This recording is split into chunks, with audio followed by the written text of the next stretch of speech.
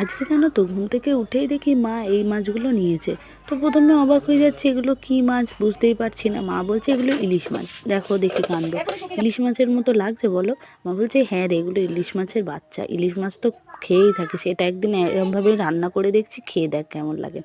তো সত্যি মা এত সুন্দর রান্নাটা করেছিল। তো প্রথমে কড়াইয়ে কালো জিরে ফোড়ন দেওয়ার পরে একটু আলু, তারপর হচ্ছে তোমার দিয়ে দিয়েছিল সর্ষে বাটা, একটু কাঁচা লঙ্কা বাটা, নুন, হলুদ। আর তারপরে একটু না মানে একটু গাঢ় হয়ে এলে তখন পেঁয়াজ আর রসুনটা দিয়েছিল। তারপরে একটুখানি জল দিয়ে ফুটে আসার পরে এই যে ধনেপাতা দিয়ে একটুখানি গাঢ় হয়ে এলে ঝোলটা, মাছগুলো দিয়ে কষিয়ে মাখা মাখা করে মা নামিয়েছিল। সত্যি ইলিশ মাছটা আমরা খেয়েই থাকি, কিন্তু এই যে রান্নাটা মা করেছিল এত সুন্দর খেতে না।